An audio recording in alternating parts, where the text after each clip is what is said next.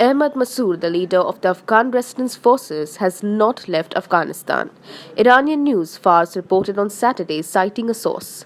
According to the source, rumors about Massoud leaving the Central Asian country for Turkey or any other place are false. The resistance leader is said to be in a safe place and in contact with the Panjshir Valley.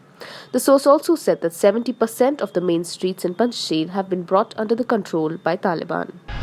U.S. Marine Sergeant Johanny Rosario returned to her hometown in Massachusetts in a casket on Saturday, one of the last American soldiers killed in Afghanistan during a war set in motion exactly 2 decades ago by the September 11, 2001 attacks. Several hundred people gathered near the Farah home funeral in Lawrence, where Rosario's remains arrived in a black hearse with a police motorcycle escort. Marines dressed in uniform carried the casket into the funeral home as veterans in the crowd, some of whom who had not worn a uniform in years, also paid their last respects.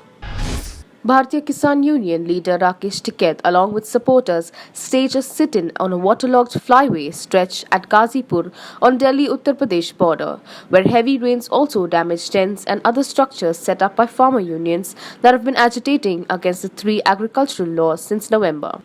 On Saturday, as heavy rainfalls pounded Delhi NCR, the flyway stretch at Ghazipur, which had been blocked due to the presence of protesters, was also flooded.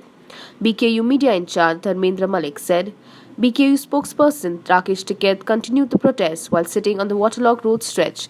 We have been demanding that the drains going towards Delhi from here be cleaned, but the authorities concerned never paid heed to it. The government has informed the Supreme Court that the Health Ministry and the Indian Council of Medical Research have come out with guidelines for issuing an official document for COVID-related deaths. The affidavit in the top court has been submitted nearly 10 days after the top court rapped the central government over the delay in issuing guidelines for the issuance of COVID death certificates.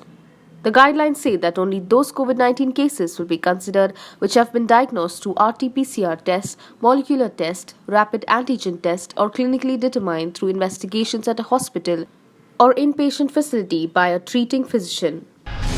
5 days after the Supreme Court expressed its displeasure over the way the centre had enacted the Tribunals Reforms Act by reducing the terms of members and chairmen of the tribunals on Saturday, the centre cleared the appointment of the judicial and technical members to the National Company Law Tribunal and the Income Tax Appellate Tribunal.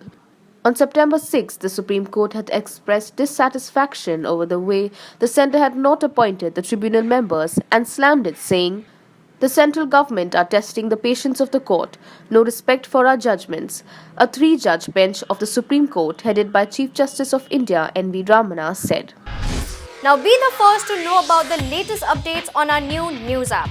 Go on your Android or iOS, search for HW News Network. Download our app, choose the language you prefer to get updates in, and be up to date with the latest news. Now be the first to know about the latest updates on our new news app. Go on your Android or iOS, search for HW News Network. Download our app, choose the language you prefer to get updates in, and be up to date with the latest news.